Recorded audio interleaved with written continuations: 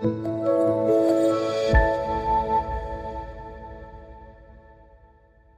لا علم لنا إلا ما علمتنا إنك أنت العليم الحكيم ولا حول ولا قوة إلا بالله العلي العظيم ربي يسر ولا تعسر وتمم بالخير يا فتاح وبك نستعين نحمده ونصلي ونسلم على رسوله الكريم وعلى آله وأصحابه الفاتحين بهديهم إلى الحقيقة المجاذة أما بعد أعوذ بالله من الشيطان الرجيم بسم الله الرحمن الرحيم والعصر إن الإنسان لفي خسر إلا الذين آمنوا وعملوا الصالحات وتواصوا بالحق وتواصوا بالصبر صدق الله العظيم وقال النبي صلى الله عليه وسلم لا يؤمن أحدكم حتى يحب لأخيه ما يحب لنفسه وقال النبي صلى الله عليه وسلم لا يؤمن أحدكم حتى يكون هواه تبعا لما جئت به وقال النبي صلى الله عليه وسلم نضر الله امرأ سمع مقالتي فوعاها ثم أداها كما سمع رب مبلغ أو آمن سامع أو كما قال عليهم الصلاة والسلام. Jadi alhamdulillah bersyukur kita kepada Allah Subhanahu wa taala kerana dengan rahmatnya, kerana dengan kasih sayangnya Allah Subhanahu wa taala masih lagi memberi peluang kepada kita. Jadi kita banyak mengucap kesyukuran padanya dan kita telah sampai pada bulan yang sangat ditunggui, yang sangat dirindui oleh para kekasih Allah Subhanahu wa taala, iaitu bulan Ramadan. Bulan yang mana dipenuhi dengan keberkatan, bulan yang mana dipenuhi, dan bulan ini dipanggil bulan season of amal. Maknanya musim menuai. Jadi Masya Allah, dengan kebetulan, dengan ittifaqiyah, kita berada di rumah, kita berada di dalam PKP, Masya Allah. Jadi kita banyak boleh menuai hasil di bulan Ramadan ini. Bulan untuk kita menuai hasil tuaian kita. Sebab bulan ini kita akan dapat banyak hasilnya yang begitulah, dan amalan-amalan kita digandakan oleh Allah Subhanahu wa taala. Satu amalan fardu dikerjakan yang mana Allah Subhanahu wa taala akan memberi seperti 70 amalan fardu yang kita lakukan di bulan yang lain. Satu amalan sunat digandakan sehingga seperti satu amalan fardu. Itu begitu banyak pahalanya. Jadi, dan sebab itu kadang-kadang ada orang yang membayar zakat tahunan mereka bayar bulan puasa. Mereka membayar bulan puasa sebab nak dapat pahala berganda. Ada satu orang dia selalu bayar lepas raya. Lama tiap-tiap tahun satu orang, Masya Allah, dia ihtimam begitu terus membayar zakatnya lepas raya. Saya jumpa dengan dia, saya kata, Datuk bayarlah bulan puasa sebab pahala dia digandakan. Pahala dia banyak dalam bulan puasa. Masya Allah. Jadi Masya Allah, dia pun mula membayar bulan puasa. Okey, alhamdulillah, kita akan mulakan kitab kita, iaitu dengan kitab Mishkatul Masabih lah. Dalam terjemahan saya Midrajul Fawatih pada jilid pertama. Jadi sebelum kita mulakan lebih lanjut lagi, jadi tak kenal maka ulama mengatakan tak kenal maka tak cinta. Jadi kita nak tahu siapa pengarang kitab ini, dan siapa penulis asal kitab ini, dan kenapa kitab ini ditulis. Jadi ini yang telah kenapa, siapa yang mengarang kitab tersebut. Jadi kitab Mishkatul Masabih iaitu dua nama gabungan daripada dua kitab yang ditulis oleh dua pengarang. Pengarang pertama beliau menulis kitab iaitu Masabihus Sunnah. Kitab Masabihus Sunnah. Kitab ini oleh kerana dia tidak ada sanad, hanya didatangkan dengan hadis Nabi sallallahu alaihi wasallam sahaja, iaitu waqala Rasul sallallahu alaihi wasallam, itu sahaja. Tapi kitab ini ditulis oleh satu ulama siqah, dan pengarang kedua telah diperintahkan telah disuruh oleh gurunya untuk menyusun kembali kitab ini. Pengarang kedua menyusun kembali kitab ini, dinamakan kitab ini dengan nama Mishkatul Masabih. Kalau tuan-tuan di hadapan tuan-tuan ada kitab di muka surat 85. Sebab muka surat 1 hingga 70 kitab saya ni saya muatkannya iaitu ilmu mustalah hadis, iaitu Muqaddamatul Mishkat. Dia ada dua, Muqaddimah dan Muqaddamah. Jadi Muqaddamatul Mishkat. Jadi muka surat 1 hingga muka surat 70 tu dia Muqaddamah Mishkat. Muqaddamah, Muqaddimah. Dia beza sedikitlah, Muqaddamah tu apa, Muqaddimah tu apa. Cuma nak mudahkannya ialah Muqaddamah ni perbahasan di luar tajuk. Muqaddimah ialah perbahasan di dalam tajuk. Jadi buku kitab kita ini ialah kitab hadis. Maka Muqaddamah Mishkat ialah kitab mustalah hadis, yang ditulis oleh Syekh Muhaddis Abdul Haq Ad-Dahlawi. Di sini muka surat 1 hingga berada pada muka surat 70. Sebelum muka surat 1 tu saya tulis Muqaddamah Mishkat. Muqaddamah ini mengandungi perbahasan ilmiah berkenaan ilmu mustalah hadis. Perbahasan ini menggunakan istilah-istilah Arab yang lebih sesuai untuk pembacaan ilmiah bagi mereka yang mempunyai latar belakang pengajian Arab. Para pembaca yang tidak mempunyai latar belakang pengajian Arab disyorkan untuk memulakan pembacaan terus daripada bab adab-adab belajar hadis. Bab adab-adab belajar hadis. Jadi muka surat 1 hingga 70. Dari muka surat saya suruh buka pada muka surat 85. Di situ ada sedikit tentang biodata, biografi pengarang pertama dan pengarang kedua.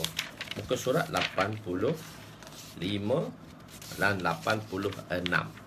85 ditulis atas tu biografi ringkas Imam Baghawi, yakni penulis Masabihus Sunnah. Penulis Masabihus Sunnah itu kitab Imam Baghawi rahmatullah alaih. Beliau siapa? Masabihus Sunnah ni kitab yang mana di dalamnya tidak ada sanad, hanya dibawa oleh pengarang waqala Rasul sallallahu alaihi wasallam, dan dia ada susunan-susunan dialah, iaitu beliau ialah siapa? Muhayyiz Sunnah. Gelaran beliau dengan kunyah beliau iaitu laqab beliau Muhayyiz Sunnah, iaitu Qami'ul Bid'ah Abu Muhammad. Abu Muhammad tu kunyah beliau. Nama dia Husain bin Mas'ud, yang juga dilakabkan dengan Al-Farra Al-Baghawi, yang kita kenali dengan alamat Baghawi. Jadi kalau dengan ringkasnya kita panggil alamat Baghawi lah. Beliau dinisbahkan kepada perkataan Baghawi kerana beliau berasal daripada satu bandar, iaitu Bandar Bakshur, yang terletak di antara Kampung Harat dan Kampung Meru di dalam negeri Khurasan. Beliau lahir pada tahun 432 Hijrah, iaitu ulama kurung kelima, dan meninggal pada usia 83 tahun. Beliau meninggal pada 83 tahun. Beliau seorang ulama yang mulia, bersifat warak. Beliau masya-Allah seorang yang warak, zuhud, lagi faqih. Maknanya semua bidang ilmu beliau ada. Beliau juga seorang muhaddis, beliau juga seorang mufassir, dan beliau juga ulama yang terkenal dengan beramal dengan ilmunya. Semasa beliau, di zaman beliau seorang mufti di zaman beliau. Beliau mahir juga di dalam bidang qiraat, walaupun termasyhur dengan nama, walaupun tersyhur masyhur beliau, tapi beliau terkenal dengan kehidupan yang ghair takalluf. Ghair takalluf ni dalam bahasa Arab, saya kebanyakan dalam kitab saya gunakan Arab dimelayukan. Maka di sebelah dia tu saya terjemah dalam konteks bahasa Melayu yang mungkin hampir tepat. Itu mungkin ada tuan-tuan lebih tepat lagi pada asatizah yang berada di dalam program ini, di dalam live ini. Mungkin beliau lebih tepat. Tapi saya suka dengan terjemah ghair takalluf ni, tidak berprotokol. Maksudnya hidup yang simple, tak berprotokol. Pergi mana pun jalan tengah jalan orang tak kenal dia. dia tidak dikenali, hidup tak berprotokol, kehidupan yang ghair takalluf. Inilah kehidupan sahabat Rasulullah sallallahu alaihi wasallam, penuh kehidupan dengan penuh ghair takalluf. Maksudnya dia kehidupan yang mudah, senang. Begitu. Itulah dipanggil kehidupan yang sederhana. Kehidupan yang sederhana. Ghair takalluf ni sebab apa? Biasanya di Masjid Seri Petaling ni, kalau ada tuan yang di Pertuan Agong, dia menjadi tuan agong, maka beliau akan nak datang sembahyang di masjid kita ni. Jadi sebelum datang sembahyang tu dia akan bagi tahulah. Dan sebelum ni banyak dah raja-raja yang di Tuan Agong kita datang. Sebelum itulah dalam 20 tahun lepas, 15 tahun lepas, masa saya menguruskan di masjid lah kedatangan mereka. Jadi ada satu hari kedatangan salah satu daripada yang di Tuan Agong ni, di BKL akan buatlah bunga tepi kanan kiri. Tapi masa kedatangan beliau ni simple. Beliau simple aja. Simple, tak ada bunga banyak sangat, kapet sikit saja. Saya kata, tak seperti sebelumnya. Beliau kata, tuanku ni dia tak protokol sangat. Okey je lah, ala kadar pun okey lah. Oh, saya baru teringat. Maksudnya ghair takalluf ni saya terjemah, sebab tu saya terjemah tidak berprotokol. Maknanya simple kehidupan. Beliau berpada dengan kehidupan memakan roti kosong, yakni capati lah. Capati kosong je. Makan capati kosong je. Tak makan apa. Kita kan makan macam-macam. Macam-macam warna makan, macam-macam warna air, minuman dan sebagainya. Sebab itu kita berbagai warna berbagai warna lah kita punya buangan kita tadi, dan berbagai bunyi kita keluarkan sebab berbagai warna air dan berbagai warna makanan. Jadi oleh kerana beliau makan roti kosong, anak murid kata beliau, tuan guru ni, kalau tuan guru makan macam ni kesianlah, sebab kami nak belajar banyak lagi dengan tuan guru. Jadi maka beliau telah mendengar nasihat anak muridnya. Beliau selepas masak capati, beliau kenakan minyak zaitun. Beliau basahkan roti beliau dengan minyak zaitun. Sedap memang kalau makan macam ni. Kita panggil dia parata. Parata ni digoreng dengan minyak zaitun. Minta lepas masak tu dia sapu minyak zaitun, dia makan. Itulah kehidupan dia. Setelah satu kitab karangan beliau, iaitu karangan Imam Baghawi ini, kitab Syarhus Sunnah. Kitab ini kitab hadis yang disertakan dengan sanad. Makna bersanad. Haddatsana fulan, haddatsana fulan, haddatsana fulan, anba'ana fulan. Macam-macam lah. Masya-Allah. Yang mana beliau dimulakan kitab ini dan beliau telah diziarahi. Maksudnya beliau diziarahi, maksudnya beliau bermimpi bertemu dengan Nabi SAW. Dan di situ ulama mengatakan beliau telah didoakan oleh Rasulullah, ahyakallah kama ahyaita sunnati. Semoga Allah Subhanahu wa taala menghidupkan kamu kerana kamu telah menghidupkan hadis-hadisku di dalam dunia penulisan, menulis hadis. Sebab itu beliau dikenali dengan nama Muhayyi Sunnah, daripada perkataan ahya. Madinya ahya dan sirah isim fa'ilnya muhyi. Jadi Muhayyi Sunnah. Beliau dikenali dengan nama Muhayyi Sunnah. Beliau, kitab karangan beliau banyaklah, iaitu salah satunya Masabihus Sunnah. Ini kitab Masabihus Sunnah yang dikarang oleh beliau, iaitu Masabihus Sunnah. Dan kitab ini tak bersanad. Banyak lagi kitab yang beliau tulis dalam bidang tafsir, kitab Mu'alim Tanzil, kitab Tahzib yang dikarang beliau dalam bidang fiqh, menjadi kitab rujukan utama pada zaman beliau. Dan Imam Baghawi ni ialah imam yang mana bermazhab Imam Syafi'i, dan pengarang Mishkat ni, dan pengarang Mishkatul Masabih serta pengarang Masabih ialah bermazhab Imam Syafi'i. Specialnya Hanafi ni, kitab Syafi'i pun dia boleh ajar dalam bentuk mentarjihkan mazhab Hanafi. Masya Allah. Tuan-tuan guru kita semua di dalam mazhab Hanafi, tapi dia tidak Hanafikan kita lah, kita tetap Syafi'i. Bukan kita terpengaruh tak. Dan beliau bahkan beliau tak suka pula untuk ubah mazhab ni. So beliau teruskan, dia kata kita orang Syafi'i, kita tak Syafi'i, kita belajar dengan Hanafi. Kitab Syafi'i diajar oleh guru-guru Hanafi. Masya Allah. Jadi beliau masyhur dalam bidang kitab lah, kitab tahzib. Imam Baghawi ialah imam yang menjaga taharahnya, iaitu beliau tidak akan memulakan pengajiannya melainkan dengan beliau bersuci. Yang ni bersuci ni orang yang mana sentiasa berada di dalam keadaan berwuduk. Berwuduk ni satu amalan yang sangat hebat lah. Amalan berwuduk. Kalau kita belajar di Dauratul Hadis, tuan-tuan guru kita, syekh-syekh kita pesan, kamu sentiasa berwuduk dalam majlis hadis Nabi SAW. Bahkan kalau boleh, seboleh-bolehnya kita sentiasa berwuduk. Berwuduk ni satu amalan yang sangat besar, dan wuduk ini adalah senjata mukmin, adalah senjata orang mukmin. Saya teringat satu kisah, iaitu tentang Syekh Mula Jiwan rahmatullah alaih.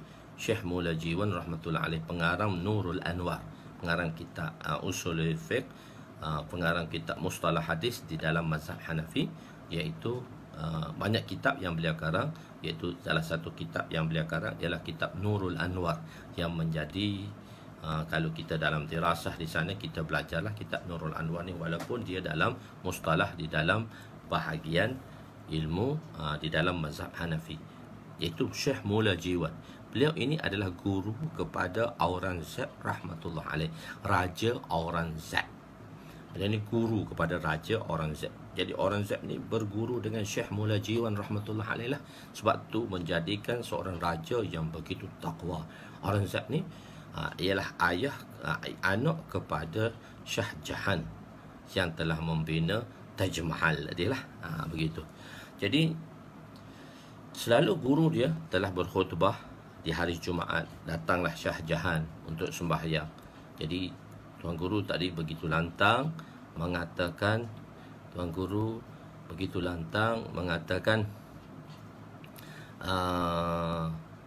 pakaian sutra tak boleh dipakai oleh orang lelaki. Maka raja dengar dan dia marah, dan dia telah keluarkan hukum untuk tangkap Shah Jahan, untuk tangkap Mula Jiwan rahmatullah alaih. Oleh kerana Aurangzeb ni belajar dengan Mula Jiwan, tuan guru dia, maka dia pun berlari mendapatkan tuan guru dia. Dia kata order daripada istana untuk datang tangkap tuan guru. Tuan guru dia kata bawa senjata saya. Bawa senjata saya. Jadi bila dikatakan bawa senjata saya, maka Aurangzeb rahmatullah alaih dah risau dah. Sebab bila tuan guru ni dia ambil senjata, dia pakai senjata dan tak ada siapa yang boleh lawan dia lagi. Maka dia terus berlari kepada ayahnya. Dia kata, ayah datang minta maaf dengan tuan guru. Sekarang tuan guru sudah menyediakan senjatanya untuk lawan. Apa senjata dia? Miswak dan lota. Miswak dan bejana wuduk. Itu senjata dia. Sekarang tuan guru sedang berwuduk, dan tuan guru akan berwuduk, dan tuan guru akan solat. Nanti tuan guru solat, tuan guru minta, saya tahu saya anak murid dia. Apa yang akan jadi pada ayah, saya tak tahu. So, sampai raja datang minta maaf. Jadi, wuduk ni adalah senjata orang mukmin. Masya Allah. Jadi, Imam Baghawi juga imam yang menjaga taharahnya. Di antara itulah murid-murid beliau di sini, yang saya tulis sedikit itu. Dan juga Imam Baghawi mempunyai tuan gurunya, iaitu guru-guru hadis beliau, antaranya Abu Umar Abdul Wahid Al-Mahili, Syekh Abu Bakar Muhammad bin Al-Haythami Al-Thurabi, Syekh Ahmad bin Abi Nasr Al-Qufani, dan banyak lagi tuan-tuan guru beliau. Dan beliau juga, Imam Baghawi juga mempunyai anak murid, iaitu Abu Mansur bin As'ad At-Tahari. Jadi Abu Al-Futuh Muhammad bin Muhammad, itu anak muridnya. Beliau wafat, iaitu beliau meninggal pada bulan Syawal pada tahun 516 Hijrah. 516 Hijrah, di awal kurun yang ke-6 Hijrah, di Meru, dan dikebumikan di sebelah makam syekh beliau, iaitu Qadhi Husin. Beliau dimakan sebelah tuan guru dia, Qadhi Husin. Tuan guru kami iaitu Maulana Musa Rohani Bazi rahmatullah alaih. Kalau di dalam jemaah kita masyhurkan dengan kitab Berkat Makkiyah. kitab selawat berkat Makkiyah yang disusun oleh beliau. Nama-nama itu adalah tuan guru kami, iaitu saya berguru dengan dia dalam pengajian kitab Jami' Tirmizi, dan kamilah pelajar tahun akhir yang mendapat sanad daripada beliau tahun 1997. Masa itu kami final year, tahun akhir, dan 1997, dan Syekh meninggal 1998. Tahun 1998 orang pelajar-pelajar 1998 tidak dapat ambil sanad Tirmizi dengan Syekh. Jadi kita belajar sanad Tirmizi lah. Kita belajar sanad Tirmizi dengan beliau, dan beliau banyak mengarang kitab-kitab yang besar lah. Dan kalau syarah Tirmizi sahaja, kalau beliau mensyarahkan hadis Tirmizi dalam kisahnya, dalam kitabnya yang bernama Riyadhus Sunani, dan kitab syarahan Imam Tirmizi yang ditulis oleh Syekh Muhammad Musa Rohani Bazi rahmatullah alaih ialah 52 jilid. So kami tanya tuan guru, 52 jilid siapa nak baca? Dia kata yang nak baca engkau orang, yang nak baca orang lain mana boleh baca. Syekh tulis, dan Syekh mengajar Tafsir Badawi. Syekh telah syarahkan pula Tafsir Badawi itu 51 jilid. Puluh-puluh jilid lah Syekh tulis. iaitu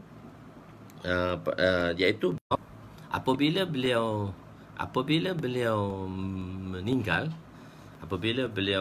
meninggal, beliau ditanamkan di sebelah kubur tuan gurunya, iaitu Maulana Ali Lahori rahmatullah alaih. Dan kubur beliau wangilah selama 7 bulan. Saya sendiri yang ambil tanah dia, dan saya dapat wangi dia. Selepas saya habis belajar dan saya berkhidmat setahun, saya bagi masa dalam jemaah setahun. Sebelum saya balik, saya pun pergi lagi menziarahi kubur dia. Saya masih lagi mendapati wangi pada tanah beliau tadi. Syekh Musa Rohani Bazi rahmatullah alaih, tuan guru kami di dalam mengajar kitab Jami' Tirmizi. Dan kita di kalangan pelajar-pelajar tahun akhir lah yang terakhir mendapat sanad daripada beliau di dalam kitab Jami' Tirmizi. Khair. Dan beliau diwafat. Dan oleh kerana kitab ini sangat masyhur, maka tuan guru pada pengarang kedua telah memanggil beliau untuk menyusun kembali kitab ini. Iaitu di surat 86, iaitu biografi Imam Khatib Tibrizi, pengarang Mishkat lah. Khatib Tibrizi, pengarang Mishkat ni, iaitu pengarang yang ditulis, beliau menulis kitab Mishkatul Masabih. Jadi beliau menyusun balik, beliau meletakkan nama sahabat, itulah di antara apa-apa yang beliau inginkan letakkan di setiap hadis itu nama-nama sahabat. Waqala an Abi Hurairah radhiyallahu anhu, kita akan dapati dalam hadis pertama tadi an Umar bin Khattab radhiyallahu anhu. So beliau meletakkan nama sahabat, dan di akhir hadis itu beliau meletakkan hawalah daripada kitab mana hadis itu diambil. Jadi beliau menyusun sedikit. Jadi sanad beliau tak bawa dalam bentuk sanad juga, cuma beliau letak nama sahabat, dan beliau memberi hawalah di akhir hadis, iaitu rawahu Bukhari, rawahu muttafaqun alaih, rawahu Tirmizi. Beliau menyusun kitab itu. Beliau membuat 3 bab, 3 fasal. Fasal pertama hadis-hadis Bukhari dan hadis-hadis sahih Syekhan, iaitu hadis-hadis Bukhari dan hadis-hadis Muslim, dan hadis ittifaq di antara Bukhari dan Muslim lah. Dan sebelum beliau mengarang kitab ini, beliau telah meletakkan 9 kitab di hadapan beliau. Untuk menyusun kembali kitab ni, beliau letak 9 kitab di hadapan dia, iaitu kitab Sahih Bukhari, Sahih Muslim, Jama' baina Sahih wal Bukhari wal Muslim oleh Imam Humaidi rahmatullah alaih. Imam Humaidi dia mengumpulkan Jama' bainal Bukhari wal Muslim, di antara hadis yang diriwayatkan oleh Bukhari dan Muslim yang ditulis oleh Imam Humaidi, iaitu Imam Humaidi Jama' bainal Bukhari wal Muslim, kitab Imam Humaidi, dan kitab Jami' Saghir. Di dalam tu ada 6 lagi kitab. Jadi sebenarnya beliau telah meletakkan 9 kitab di hadapan beliau. Beliau telah dan siapa nama beliau? Iaitu Waliyuddin, itu lakab beliau. Abu Abdullah, nama kunyah beliau, iaitu kunyah ni nama disandarkan kepada bapa kepada si fulan atau anak kepada si fulan. Itu dia panggil kunyah. Sayyidina Abu Bakar radhiyallahu anhu, beliau bukan nama sebenarnya. Sayyidina Abu Bakar namanya Abdullah bin Amir bin Uthman. Jadi kalau kita bila sebut nama Sayyidina Abdullah bin Amir bin Uthman, tak ada siapa kenali. Beliau lah Sayyidina Abu Bakar radhiyallahu anhu. Sayyidina Abu Bakar digelar Abu Bakar. Kunyah beliau Abu Bakar. Dan bapa beliau ialah Abu Quhafah. Itu juga nama gelaran. Abu Quhafah itu juga nama gelaran. Sayyidina Abu Bakar bin Abi Quhafah. Jadi sebenarnya bin Amir. Abi Quhafah tu nama dia Amir. Sayyidina Abu Bakar. Jadi Abdullah bin Amir bin Uthman. Itu adalah Sayyidina Abu Bakar radhiyallahu anhu. Jadi beliau ni iaitu Abu Abdullah Muhammad, nama beliau, nama zat beliau, bin Abdullah Al-Khatib Al-Umari At-Tibriz. Al-Umari yang penyusung kitab Mishkatul Masabih dan salah seorang muhaddis daripada ulama kurun ke-8. Beliau memegang jawatan khatib di bandar Tibriz, satu bandar yang masyhur di Azerbaijan. Justru kitab beliau lebih masyhur dengan panggilan Khatib Tibriz. Imam Khatib Tibriz lah, kita panggil alamat Tibriz lah, alamat Baghawi dan alamat Tibriz. Nisbah Al-Umari iaitu berasal daripada keturunan Umar bin Abdul Aziz. Kalau Sayyidina Umar, nisbah dia Umar Al-Faruqi, Umar Al-Faruqi, Al-Khattab, Umar Al-Khattab, Umar Al-Khattab. Dia dinisbahkan pada kata Khattab. Itu keturunan Sayyidina Umar. Jadi keturunan keturunan nisbah kepada Umari, iaitu kepada Umar bin Abdul Aziz, cici kepada Sayyidina Umar di sebelah wanita, di sebelah anak cucu perempuannya. Dan beliau telah menulis beliau juga telah mengarang kitab Mishkatul Masabih dan kitab Al-Akmal fil Asma'ur Rijal, iaitu kitab dengan mustalah hadis lah, tentang ilmu rijal. Beliau dan Khatib Tibriz mempunyai anak-anak murid yang hebat. Beliau dan salah satu cucu dia di antara yang hebat iaitu Syekh Mubarak Sadi yang mahir dalam bidang ilmu syair. Syekh Sadi rahmatullah alaih lah. Beliau menulis 2 kitab syair di dalam kitab Farsi, Bustan dan Gulistan. Bila raja-raja dahulu nak jadi raja, dia mesti hafal kitab syair beliau ni, Gulistan dan Bulistan. Dan kalau kita belajar di sistem Deobandi, dipanggil sebelum tahun Arabi, dia tahun Farsi. 1 tahun kita akan belajar tahun Farsi. Di situ kita akan belajar kitab syair Farsi lah. Kitab syair Farsi. Jadi beliau juga menyempurnakan kitab Mishkatul Masabih ni pada bulan Ramadan, 29 Ramadan, malam hari raya, terbenam matahari pada tahun 737 Hijri, bukan Masihi tu, Hijri. Dia tersilap tulis, typo di situ tu. Beliau juga mempersembahkan kitab ini pada tuan guru beliau, Imam Tibi, pada ketika munculnya anak bulan Syawal. Imam Tibi setelah menerima kitab tanpa melengahkan masa, telah mensyarahkan kitab tersebut dengan nama Al-Kashif an Haqa'iqi Sunani. Bila kitab Mishkat ini ditulis, itu dia ada muqaddimah Mishkat tu. Di dalam muka surat 91 ada muqaddimah Mishkat. Panjang sekali kenapa kitab ini ditulis. Di dalam khutbah beliau telah menceritakan kesemuanya sekali. So kalau kita baca khutbah tu, dia panjang pula di situ. Jadi saya ringkas yang bolehlah saya akan buat. Jadi bila nak letakkan nama, dia kata Masabih. Masabih itu pelita, jamak kepada misbah. Pelita-pelita dah ada. So beliau ni seorang yang tawaduk. Beliau mengatakan begini, aku nak letak kitab aku ni dengan nama apa ya? Beliau meletakkan nama orang-orang dahulu, memang ulama-ulama dulu, Masya Allah, ala ra'si wal ain, dengan sifat takwanya, dengan sifat taharah yang ada pada mereka semua, dengan sifat tawaduknya. Sebab itu beliau, Masya Allah, dengan keikhlasan beliau, iaitu sebab itu kitab-kitab beliau ni digunakan sampai sekarang, hampir 1000 tahun sudah, kitab ini masih lagi digunakan pakai lagi. Jadi bila nak letakkan apa, Masabih, pelita. Oh, dia kata pelita dah ada. Pelita ni, hadis tu ibarat pelita lah. Sebab kita kan ahkam syariah kita, maksudnya kita hukum syarak kita, hukum syar'iyah kita dikeluarkan daripada 4 perkara: Quran, hadis, ijma' dan qiyas. Jadi kita ambil daripada 4 sumber tadi dalam 4 mazhab lah. Dan kita ambil daripada 4 sumber tadi: Quran, hadis, ijma' dan qiyas. Jadi hadis adalah salah satu daripada sumber untuk hukum ahkam. Hadis ini bahan mentah, salah satu sumber.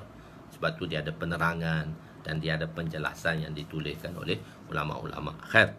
Jadi bila kata nak letak nama dengan kitab ni, nak nama kitab apa ya? Bila kata Misbah Masabih, sudah ada. Jadi beliau meletakkan nama dengan nama Mishkatul Masabih, tempat letak pelita. Mishkat ni tempat letak pelita. Kalau kita tengok dalam rumah lama-lama, rumah tanah tu, dia akan buat tempat letak taruh pelita tu. Di situlah dia panggil mishkat. Mishkat ni dalam mishkat, tempat letak pelita. Jadi beliau begitu tawaduk. Sedangkan hadis beliau ni beliau sudah ada tanda, tapi oleh kerana beliau ni tawaduk, dia telah menyusun kembali yang ditulis oleh Allamah Baghawi. Tapi walaupun di authornya lah macam itulah, disusun balik, ditengok balik tentang hadis itu, dan oleh kerana itu beliau masih lagi tawaduk. Beliau menamakan dengan nama, iaitu dengan nama itu dengan nama Mishkatul Masabih, tempat letak pelita. Tempat letak pelita lah, misbah pelita. Jadi begitu. Dan oleh kerana bila dah siap kitab ini, Imam Tibi rahmatullahi alaih, guru kepada Mishkatul Masabih, Imam Mishkat, ibu guru kepada Imam Tibris, dia ambil kitab ni, dia syarah pula kitab ni dengan nama kitabnya Al-Kashif an Haqa'iqis Sunani. Ini kitab syarah Mishkat yang pertama di dalam menterjihkan dalam mazhab Syafi'i. Iaitu tengok tu muka surat 87, syarah kitab Mishkat. Syarah kitab Mishkat.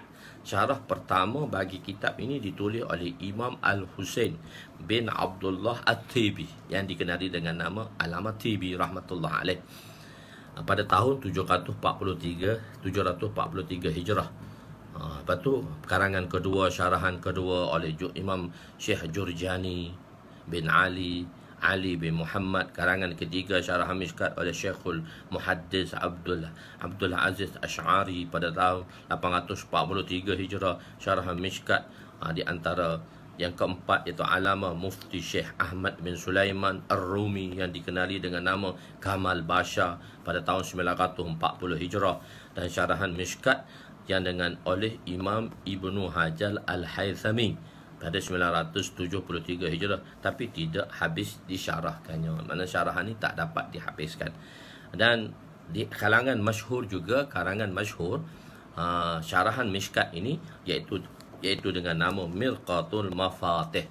Mirqatul Mafatih, yang dikarang oleh Mula Ali Qari pada tahun 1014 Hijrah. Ini di dalam mentarjihkan mazhab Hanafi. Di dalam fiqh lah, bab-bab fiqh diterjihkan di dalam mazhab Hanafi. Itu di antara salah satu kitab masyhur karangan Mishkat. Dan itulah tulisannya daripada At-Taqlid As-Sahih, itu daripada Syekh Idris An-Dahlawi. Itulah ulama-ulama yang terkebelakang dah tu, yang ditulis. Dan ada nombor 10. Tadi situ nombor 10 tu tak ditulis ni, nombor 10 tu. Sebab iaitu di dalam bahasa Melayu. Malu kat orang Arab, malu kat syekh-syekh besar semua dalam kitab bahasa Arab, tapi ditulis dalam bahasa Melayu, iaitu Midrajul Fawatih. Midrajul Fawatih ni dalam bahasa Melayu lah. Ditulis terjemah sedikit, ada syarahan sedikit yang saya buat, iaitu Midrajul Fawatih. Midraj saya ambil daripada perkataan mirqat juga. Mirqat ialah tangga, midraj juga tangga. Dan Fawatih wazan dia jamak muntahil jumuh, saya ambil, dia ambil mafatih, saya ambil fawatih. Fawail dia ambil mafail, so saya ambil fawail, dia ambil mafail. Jadi Mirqatul Mafatih saya tukar namakan dia dengan nama Midrajul Fawatih. Tengok sebelum muka surat 1 muka surat XX. Dia ada dua XX tu. Muka surat XX. Di situ dia tulis itu pengarang muqaddimah pengarang Midraj, iaitu hamba yang hina inilah, hamba yang daif ini. Alhamdulillah, segala puji bagi Allah. Selawat dan salam ke atas penghulu sekalian alam. 1000 kesyukuran dirafakkan kepada Allah. Dengan izinnya, dapatlah si hamba yang lemah ini menyiapkan terjemahan kitab Mishkatul Masabih dan syarahannya.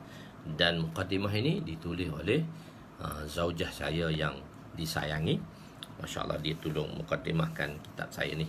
Dalam muqaddimah pengarang Mishkat ni ada sedikit beliau yang susunan ayat yang saya bagi pada beliau menyusunnya.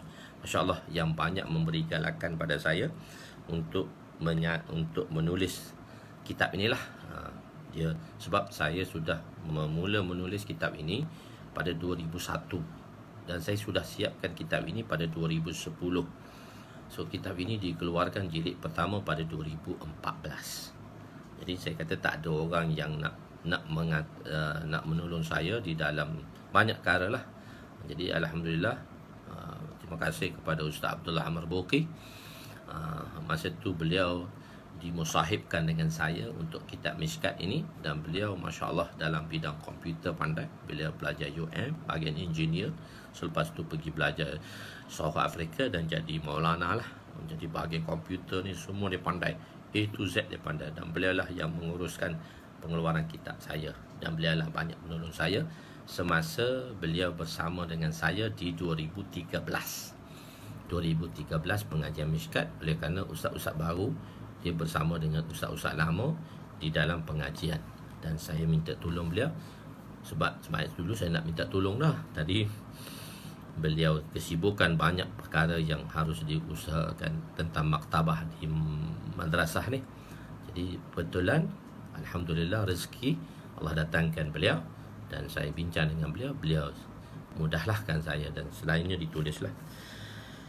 Sesungguhnya ini adalah satu pekerjaan yang tidak seberapa jika dibandingkan dengan kerja ulama-ulama yang terdahulu. Nyatalah kitab ini muncul di dalam lambakan kitab yang hebat, maka ia diharap memberi manfaat dan menjadi simpanan bernilai bagi penulis setelah tiada nanti. Saya harap kitab ini menjadi bekalan untuk saya lah, untuk hari kemudian nanti.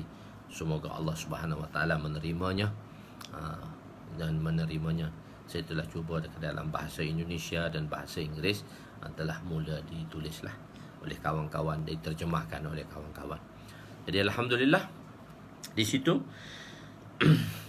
Dan penulis, ini saya telah namakan kitab ini dengan nama Midrajul Fawatih, yang memberi makna tangga pembuka ilmu syarah bagi kitab Mishkatul Masabih, sebuah kitab yang besar. Pada pendapat penulis yang hina ini, apalah artinya sebuah tangga kerana ianya hanya diibaratkan sebatang tangga, kerana ia hanya diibaratkan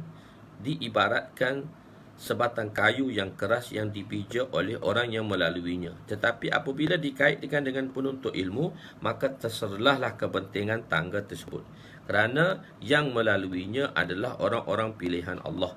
Harapan penulis semoga ianya terus menjadi sumber penting dalam menolong penuntut ilmu mendapat kefahaman ilmu. Penulis juga telah memasukkan karangan daripada Tuan Guru. Itulah saya tulislah sedikit sebanyak yang saya tulis. Dan ada di dalam muqaddimah Mishkat, di akhir kitab sedikit, iaitu di muka surat, saya minta daripada muka surat saya bawa di sini tentang muka surat 71, iaitu tentang adab-adab belajar hadis. Dalam muka surat 71 ialah tentang adab-adab belajar hadis. Adab-adab belajar hadis lah dalam muka surat 71 ni, iaitu adab-adab belajar hadis. Di sini saya bawa sedikit tentang perkara adab-adab belajar hadis. Pertama, iaitu kita betulkan niat kita. Dalam kita belajar, mesti kita betulkan niat kita dengan hadis innamal a'malu binniyat yang akan diterangkan di dalam hadis pertama nanti. Kedua, iaitu kita perlu memberi perhatian, tawajuh di dalam memberi pengajian. Di sini tawajuh ini saya bawa kisah tentang Imam Malik rahmatullah alaih semasa beliau mengajar, iaitu beliau disengat oleh kala jengking sebanyak 17 tempat, tapi masih beliau lagi berada di tempat yang sama kerana menghormati ilmu tersebut. Dan berselawat kepada Nabi SAW.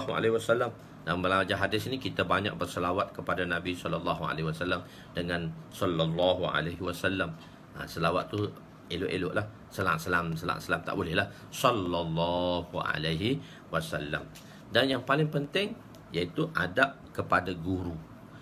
Di dalam kehidupan kita, bila kita nak berkat hidup, kita mesti menghormati kedua ibu bapa kita. Ini ialah keberkatan hidup. Bila kita menghormati kedua ibu bapa kita, maka kita akan mendapati keberkatan hidup. Dan keberkatan hidup. Dan satu lagi ialah untuk keberkatan ilmu, kita mesti menghormati guru, adab kepada guru. Di situ saya bawa satu kisah Imam Abu Hanifah, iaitu beliau mempunyai 3 anak murid yang hebat. Imam Zufar rahmatullah alaih, Imam Abu Yusuf rahmatullah alaih, dan Imam Muhammad rahmatullah alaih. Dan di antara 3 ni yang genius ni, 3 yang hebat ni, yang paling hebatnya Imam Zufar rahmatullah alaih. Tapi Imam Zufar rahmatullah alaih tidak banyak membantu dalam fiqh kepada tuan gurunya kerana beliau kurang menghormati gurunya. Semasa beliau sedang bermutalaah di dalam pengajian kita, dalam pengajian sistem pondok dan sistem madrasah ni, belum kita mengaji kitab-kitab besar, kitab kecil, kita panggil mutalaah. Dia ada muzakarah, dan dia ada lagi mutalaah.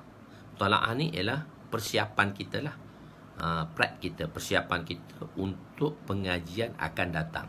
Jadi semua persiapan ni dibuat oleh pelajar untuk mengaji pada pelajaran akan datang. Guru akan datang mengajar, bukan anak murid datang kosong gitu tak. Kita akan buat persiapan, kita akan tengok i'rab dia, baris dia, terjemahan dia, semua dibuat. Dan kita akan baca hadis tadi, kitab tadi yang tak ada baris tadi, kita akan baca. Kalau salah kita kena marah, kita kena tegur, baris batas, baris bawah salah, semua kena marah. Lain mood tak elok guru tadi, kita baca yang baris bawah, kita baca jadi baris atas. Masya-Allah, rezeki lah gitu, kena lah gitu, kena tibai lah gitu. Dia kata, kenapa kau baca salah? Jadi itu kita, dan semua ini kita kena buat persiapan. Itu kita panggil dia mutalaah. Kita buat persiapan untuk pengajian yang akan datang. Itu kalau orang di madrasah dia fahamlah apa itu mutalaah. Jadi mutalaah kita semua kena buat, semua prepare daripada pelajar-pelajar sendiri semua. Itulah membentuk isti'dad dan kebolehan seorang pelajar untuk menguasai pembacaan kitab. Kalau kita ada kemampuan isti'dad dan kemampuan ini, insya-Allah mana-mana kitab yang kita pelajari, kita akan boleh membacanya dan kita boleh mengajarnya.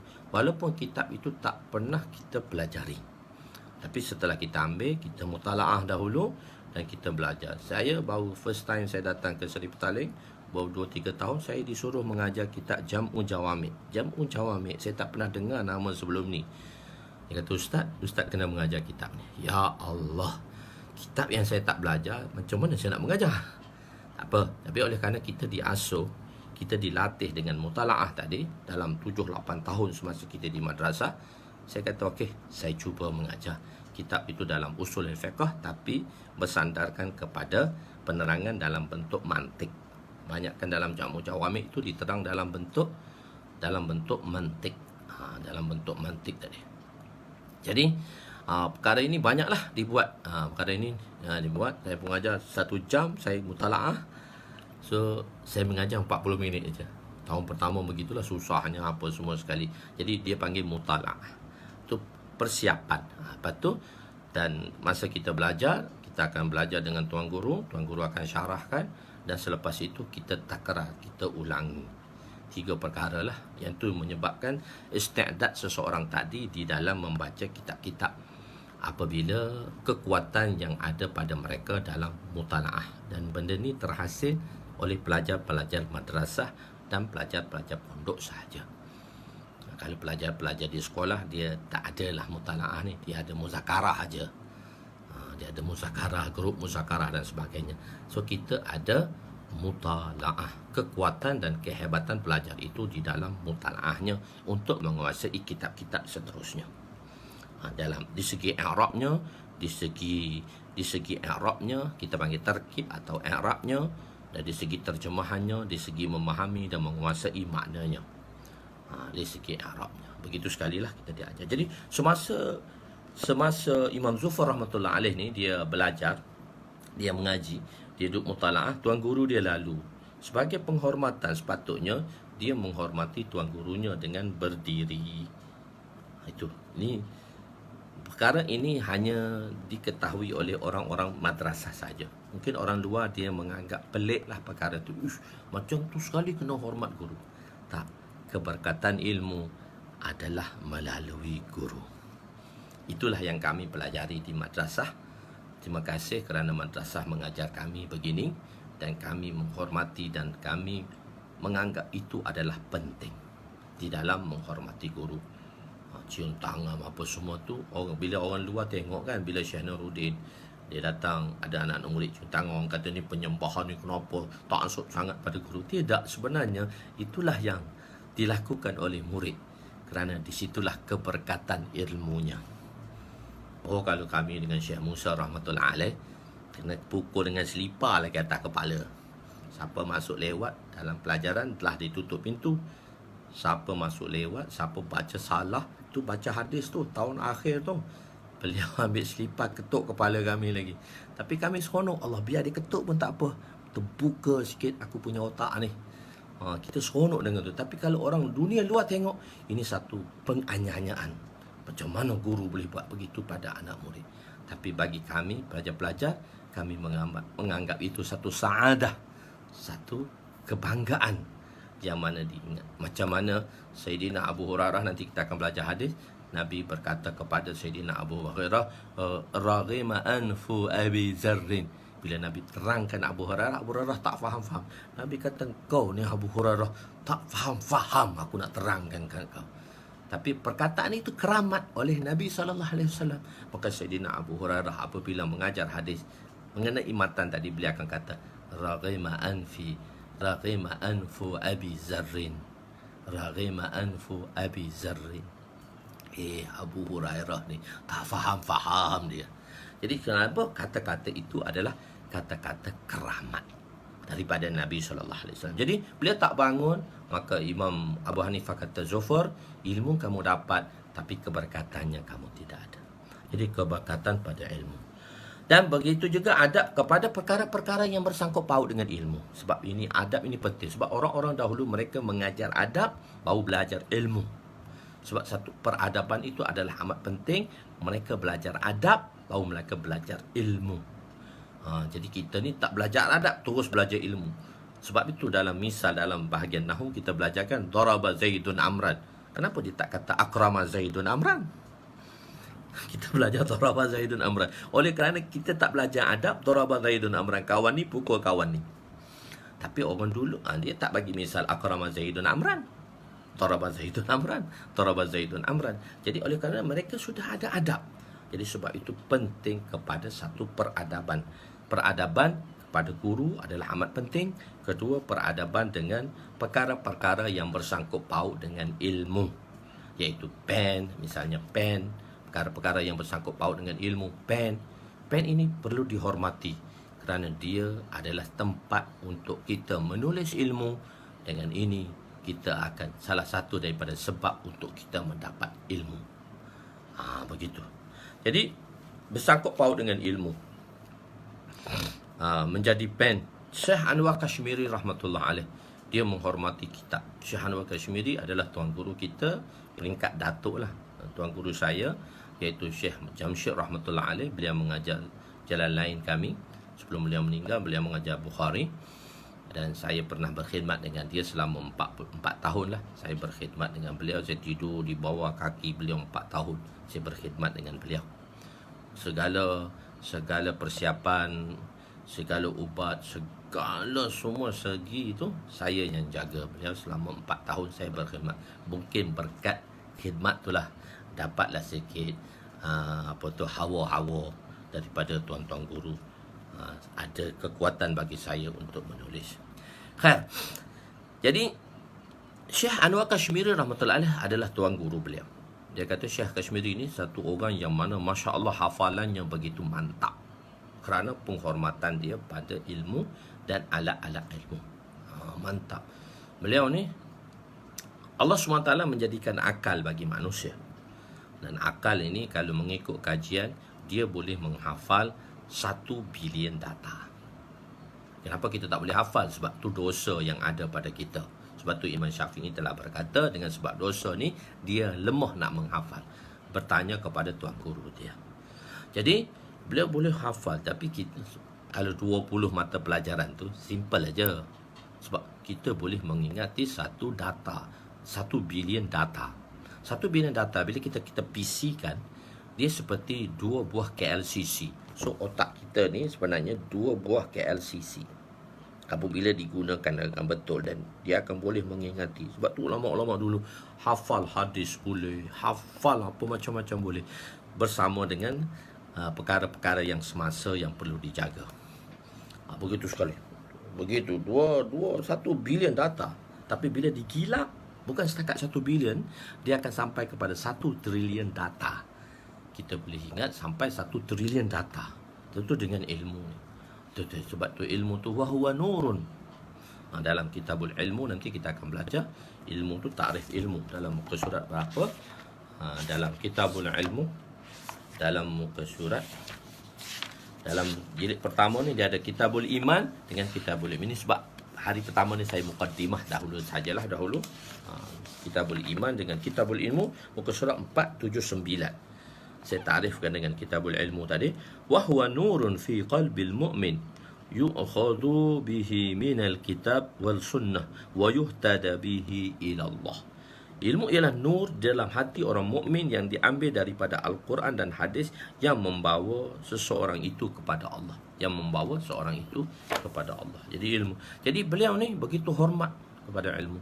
Hafalan beliau Masya Allah dengan hebat sekali. Beliau pergi satu ketika, tuan-tuan kalau pergi ke Deoband, pengasas tempat Deoband di Madrasah Kutubkhanah, tuan pergi library dia. Sekarang besar dia, bulat besar, beratus ribu kitab dalam tu.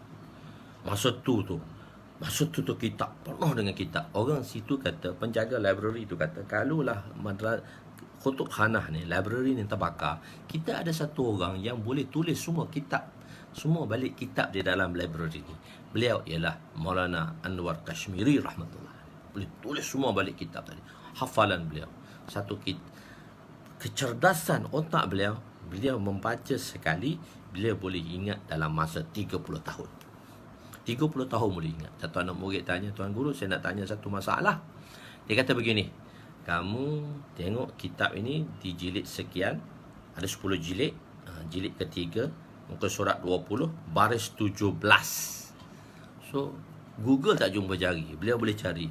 Anak murid tanya, Tuan Guru baca kitab ini bila? Saya kata, pernah saya baca sekali lah, 33 tahun lepas.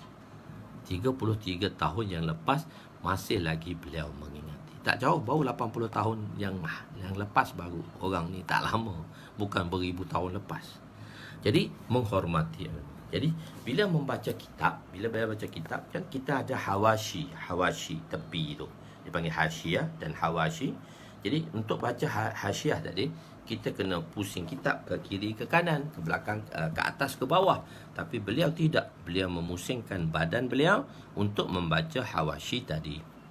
Bila ditanya kepada beliau, kenapa beliau macam tu? Dia kata, sebab itu saya nak mendapat. Kitab itu tempat saya nak memperolehi ilmu.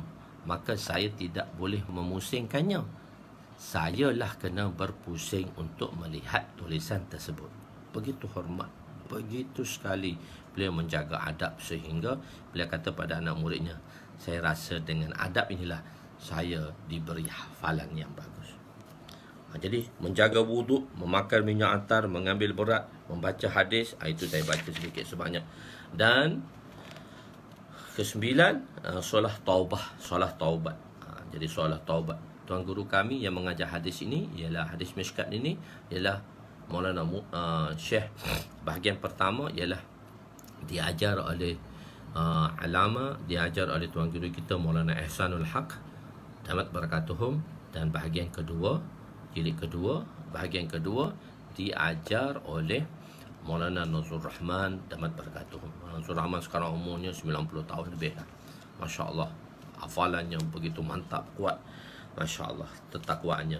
Jadi Imam Syafi'i telah bertanya sekali kepada tuan gurunya, sakaitu ila waqi'in su'al hifzi fa arsyadani ila tarqi ma'asi wa akhbarani bi anna al-ilma nurun wa nurullah la yuhdi li'asi. Aku telah mengadu kepada ustazku Sayyidina Imam Waqi' rahmatullah alaih akan buruknya hafalanku. Maka beliau telah menasihati daku agar meninggalkan maksiat. Fa arsyadani ila tarki ma'asi. Ilmu ni dia kena tinggal maksiat. Ilmu ni dia kena tinggal maksiat. Barulah ilmu tak akan datang. Dan beliau fa akhbarani bi anna al-ilma nurun, dan beliau telah memberitahu pada daku sesungguhnya ilmu itu nur. Wa nurullah, dia adalah nur. Sifat al-ilm itu salah satu daripada sifat Allah. La yuhdi li'asi, maka tidak akan dikurniakan kepada pelaku maksiat. Jadi sebab itu kita kena istighfar. Maulana Syekh Ihsanul Haq beliau mengatakan selepas mengajar hadis, setiap kali mengajar hadis kepada kami, beliau akan beristighfar. Dia kata, aku akan sudahkan istighfarku sebanyak 1000 kali setelah mengajar hadis. Macam itulah ulama-ulama, Masya Allah, guru-guru kami yang mengajar hadis-hadis ini dengan ketakwaan beliau. Dan di situ pada muka surat 74 saya membawa sedikit kisah mereka yang menolak hadis. Siapa mereka yang menolak hadis? Saya bawa sedikit golongan-golongan yang menolak hadis. Dan mereka, sebab hadis ni iaitu dipanggil, di zaman sahabat Nabi tidak ada perbezaan antara Quran dan hadis, yakni sepakat ulama telah beramal, yakni para ulama sepakat untuk beramal dengan Quran dan hadis. Zaman Nabi sepakat. 100 tahun selepas itu muncullah golongan yang menolak hadis.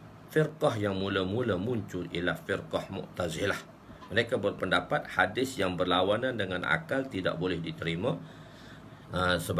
seperti hadis azab kubur, timbangan neraca dan sebagainya. Jadi mereka menjadikan akal sebagai pengukur kepada hadis. Para ulama telah menjawab persoalan-persoalan mereka. Jadi di antara mereka yang mengingkari hadis di zaman sekarang seperti Ghulam Ahmad Qadiani, mereka mengaku menjadi nabi dan kumpulan dia dikenali dengan Qadiani di India dan Ahmadiyah di Indonesia. Antara hujah mungkirin hadis, mereka menolak hadis bahawa Al-Quran sudah jami', Quran dah sempurna, dah jami', oleh itu tidak perlu lagi pada hadis.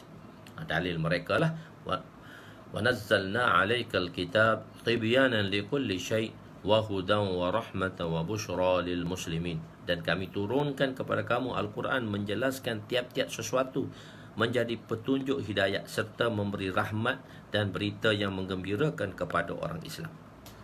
Jadi di situ saya akan jawab, dan banyaklah tentang perkara-perkara tadi. Tuan-tuan boleh baca sendiri sahaja.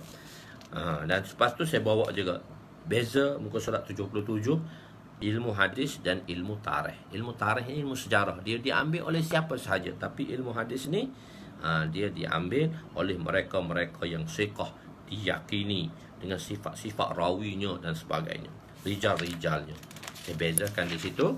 Dan bezakan hadis zanni, kenapa hadis zanni itu diterima, begitu juga. Dan muka surat 79 maujudah munkirin hadis. Siapa di zaman sekarang yang mungkir kepada hadis? Golongan yang mungkir hadis yang wujud pada masa sekarang ialah mereka mengingkari hadis dengan sebab fasid, dengan sebab kewujudan yang rosak, tujuan yang rosak. Mereka mencari alasan untuk tidak beramal dengan amalan-amalan agama yang tidak bersesuaian dengan hawa nafsu mereka. Mereka berkata tidak payah lagi kita beramal dengan hadis, cukup dengan Al-Quran saja. Perkara ini sebenarnya membawa kepada tidak beramal lagi kepada zahir Islam. Oleh itu, ulama berkata mereka yang menolak hadis sebenarnya mereka menolak Al-Quran juga. Sebab apa? Allah Ta'ala kata, "Qul in kuntum tuhibbunallah fattabi'uni yuhibbukumullah." Saya bawa ayat tu sebab apa? Katakanlah Muhammad, jika kamu mengasihi Allah, maka ikutilah aku, ikutilah Nabi, ikutilah hadis Nabi SAW. Begitu. Dan wa ma ataakumur rasul fakhudhuh wa ma nahakum anhu fantahu wattaqullah innallaha syadidul iqab. Ayat-ayat yang memerintahkan kita untuk mengikuti hadis. Laqad kana lakum fi rasulillahi uswatun hasanah. Saya bawa di situ sedikit sebanyak. Dan selepas tu ayat-ayat yang menerangkan dan firqah zahirah.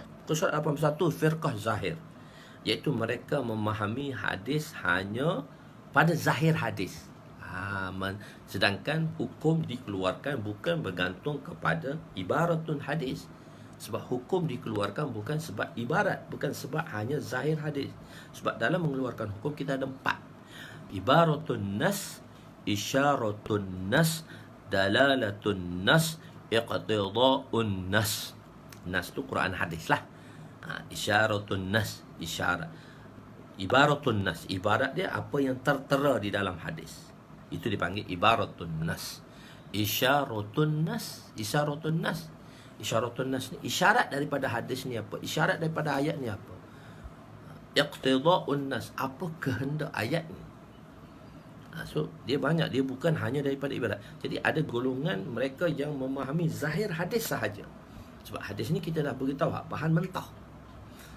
Oleh itu golongan yang beranyak beramal berdasarkan zahir hadis sahaja dan menghukum hanya melihat satu hadis tanpa mengumpulkan hadis yang berkaitan dengan bab, sedangkan satu hukum itu dibuat dengan melihat kepada Al-Quran, meneliti seluruh Al-Quran, kemudian dikumpulkan hadis-hadis yang berkaitan dengan bab tersebut, kemudian barulah suatu hukum itu boleh dikeluarkan.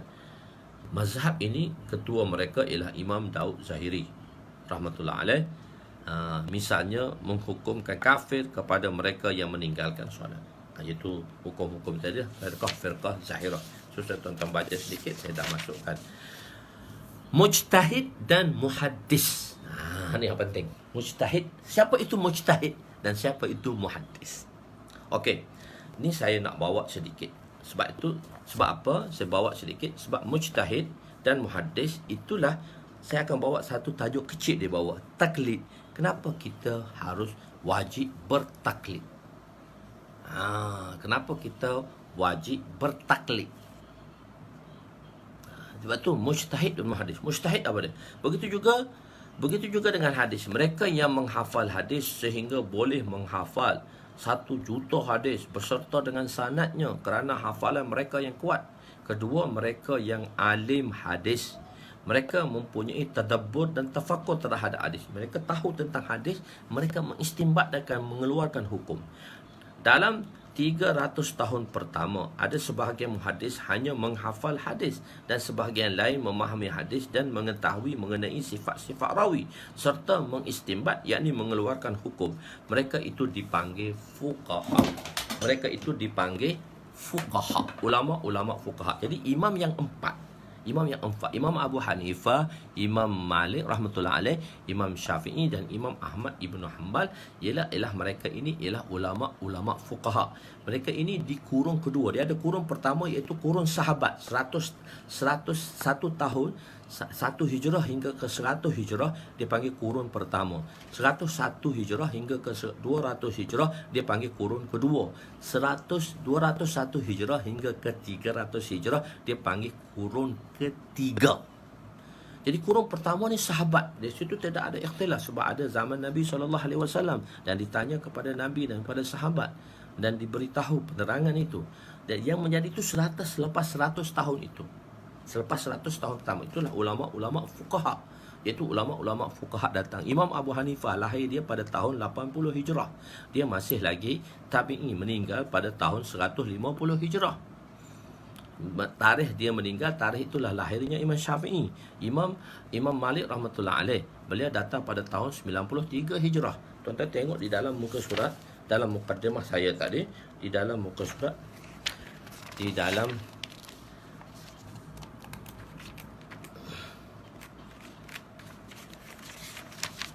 penerangan hadis. Saya bawa tadi. Di sini nama-nama imam.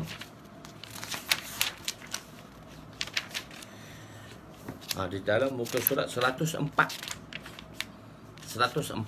Dalam muka surat 104, Imam Muslim, Imam Bukhari 194 hingga 256. Berarti tahun kurung ketiga lah.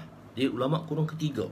Imam Muslim 204 hingga 261. Ulama kurung ketiga. Imam Malik tengok. Imam Malik sebab disusun ni mengikut saranan hadis. Jadi Imam Malik tahun 1993 hingga 179, iaitu kurung kedua. Imam Syafi'i 150 hingga 204. Imam Ahmad bin Hanbal 164 hingga 241. Dia termasuk ulama ke belakang sedikit dan dia sezaman dengan muhaddis.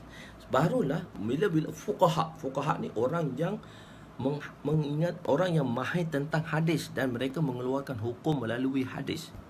Banyak dulu fuqaha, iaitu kita panggil mujtahid yang boleh mengeluarkan. Di zaman dulu ramai mujtahid, tapi yang bakinya 4. Jadi Imam Abu Hanifah tahun 80. Dia meninggal tahun 150. Jadi yang pertama itu fuqaha pertama. Itu bersandarkan mazhab Hanafi. Dan Imam Malik 93 hingga 179 bersandarkan mazhab Maliki. Dan Imam Syafi'i 150 dan 204. Masih lagi kurung kedua. Di kurung kedua. Dia masuk kurung ketiga dah di dalam 3 tahun. Tapi riwayat hidup dia kurung kedua. Dan Imam Ahmad 164, 241. Dah kurung kedua dan kurung ketiga. Jadi Imam Malik, Imam Bukhari datang kurung kedua. 194 dan 256. Jadi Bukhari ditulis setelah mereka ulama-ulama fuqaha ini menyusun hadis dan mengistimbatkan hadis berdasarkan kaedah-kaedah dan hukum-hukum syar'iyah dan maqasid syar'iyah dan hukum bersandarkan lughah Arabiah sahihah yang mereka keluarkan. Jadi dan mereka menyusun fiqh mereka sebelum datangnya kitab Bukhari. Jadi sebab itu mereka tak jadikan sandaran Bukhari itu sebagai satu sandaran dalam hadis, dan tak jadikan Muslim itu satu sandaran dalam hadis. Sebab mereka ini datang kemudian. Jadi fuqaha ini datang awal. Fuqaha ini datang di kurung kedua, dan fuqaha telah menyempurnakan fiqh mereka. Terutama imam yang 4 ini telah menyempurnakan fiqh mereka. Yang adik itu ialah Imam Ahmad Ibn Hanbal pada tahun 164 241 Hijrah. Jadi mereka datang lewat. Jadi sandaran hadis, sandaran hukum yang dikeluarkan oleh ulama yang 4 ini, fuqaha yang 4 ini, tidak berdasarkan pada Bukhari dan Muslim. Sebab pada masa itu Bukhari tidak menulis lagi kitab, dan Bukhari pun tak lahir lagi mana sudah. So mereka hadis sudah ada. Jadi Imam Malik, Imam Abu Hanifah dengan Rasulullah hanya 2 orang ustaz saja. Imam Bukhari dengan Rasulullah ada 4 orang ustaz atau 5 orang ustaz. Jadi macam mana Allah susun cantik. Mula-mula datang fuqaha, sebab tu datang muhaddis. Muhaddis ni sebab nak susun balik susunan hadis. Dia begitu. Jadi fuqaha ini datang dahulu. Jadi fuqaha tu tadi telah menyusun tadi. Khair.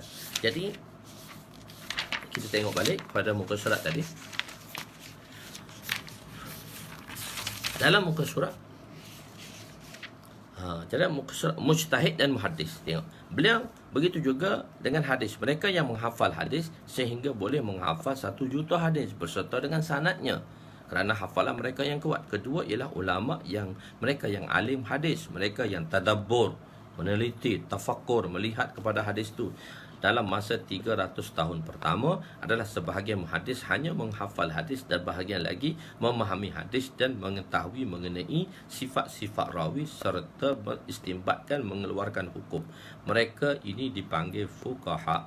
Beserta ini mereka mempunyai sifat takwa, kesucian, taharah, khauf ilahi, takut kepada Allah. Dan mereka ini adalah di kalangan imam-imam yang lengkap, serta mereka telah mempunyai ilmu yang lengkap dan menjadikan mereka itu mujtahid. Antara mereka ialah imam yang empat, Imam Abu Hanifah, Imam Malik, Imam Syafi'i dan Imam Ahmad Ibn Hanbal. Sebab itulah misdaq hadis faqihun wahid asyaddu ala syaitan min alfi abid. Faqihun wahid. Faqih tu mujtahid. Itu surah mubalaghah tu. Bukan faqih, tak. Faqih fa'ilun. So faqih seorang alim, bukan alim biasa tu. Faqihun tu mubalaghah punya sirah tu. Sebab tu kalau kita mengaji mutalaah dan kita mengaji sarah dan nahwu, kita faham faqih tu sirah mubalaghah. Dan mubalaghah tu maksud dia ialah seorang faqih, seorang yang mubalaghah, seorang yang mahir, lebih ditakuti oleh syaitan daripada 1000 orang habib. Faqih dimaksud ini merujuk kepada mujtahid. Imam Bukhari juga mujtahid di zaman beliau. Tapi kita tidak bermazhab Bukhari, kita tidak bermazhab Syafi'i, kita tidak bermazhab Muslim, tapi kita bermazhab imam yang empat, imam yang diterima. Kita di Malaysia bermazhab Imam Syafi'i. Kita tidak menolak hadis Bukhari, Muslim. Alhamdulillah kita mengajar hadis, saya mengajar hadis Muslim. Masya-Allah. Tapi kita berfiqhkan fiqh fuqaha, ulama fuqaha. Kerana mereka datang dahulu dan mereka telah menyusun sebelum datangnya ulama-ulama muhaddis ini. Jadi fuqaha pada zaman dahulu ialah mereka yang tadabbur pada hadis dari segi sanad dan matan dan mengistimbatkan, mengeluarkan hukum daripada hadis-hadis tersebut, sama ada dia menghafalnya ataupun tidak. Taklid. Jadi atas dasar ni lah taklid itu penting. Okey, orang yang belajar hadis, Al-Quran dan hadis adalah mustahab untuk mereka bertaklid. Orang yang belajar, mustahab bagi dia. Bagi mereka yang mahir dan memahami ilmu agama, mustahab. Tengok, mustahab maksudnya. Tapi bagi kebanyakan ulama, pendapat kebanyakan ulama pada zaman Imam Sayuti, di zaman sekarang sudah tidak ada lagi ulama-ulama yang mempunyai syarat-syarat yang sempurna untuk membolehkan mereka berijtihad secara umum. Syarat yang sempurna ini mempunyai ilmu yang mendalam dalam bidang fiqh, tafsir, hadis, ilmu alat, balaghah, ma'ani, bayan, batik, tarikh dan lain-lain. Ini berserta dengan sifat takwa dan khauf pada mereka. Jadi ulama-ulama ni, dan dikatakan Imam Sayuti ni di kurung ke-8. Mujtahid ni datang kurung ke-8. Dan ada tempat mengatakan sampai kurung ke-4. Bukan maksudnya tak ada mujtahid. Orang yang mempunyai ciri-ciri tadi. Satu kata-kata sampai kepada Imam Daruqutni. Oleh itu wajib bagi orang awam bertaklid dengan salah satu imam mujtahid yang 4. Bukan sunat, wajib. Sebab kita tak boleh mengeluarkan hadis, kita tak boleh mengeluarkan hukum sendiri. Kita baca hadis, kita keluarkan hukum sendiri, tak boleh. Wajib bertaklid. Di Malaysia kita berfiqhkan kepada mazhab Syafi'i. Oleh itu kita bertaklid kepada Imam Syafi'i. Perkara ini wajib kerana mazhab Syafi'i mazhab imam yang 4 sahaja yang tersusun dan terjaga hingga ke hari ini. Dalam bertaklid tidak diharuskan untuk mencampur adukkan pendapat-pendapat daripada keempat-empat mazhab ini, walaupun seorang itu mahir dalam 4 mazhab. Dia hanya dibenarkan untuk mengikuti salah satu daripada mazhab yang 4. Sebab itu sebagai ihtiyatan ulama-ulama, misal contohnya Imam Hafiz rahmatullah alaih, beliau adalah ulama di kalangan bahagian special di dalam bahagian hadis, bahagian Al-Quran, dan semua kiraat Hafiz yang dibaca oleh kita, kiraat Hafiz, Tariq Imam Syatibi, riwayat Imam Asim, itu dibaca. Itu Imam Hafiz ni dia muhaddis, dia fuqaha, dia faqih, dia hadis, muhaddis, dia mentafsir Al-Quran. Tapi bila kata ada orang yang hebat Melaka, beliau dah tahu dah, bagi beliau harus. Tapi beliau telah declare, saya bermazhab Imam Syafi'i. Pengarang hadis kita, Alamat Baghawi, Alamat Tibri, semua bermazhab Syafi'i, walaupun mereka ni ulama-ulama hadis. Begitu. Jadi sebab itu bagi kita bertaklid itu wajib.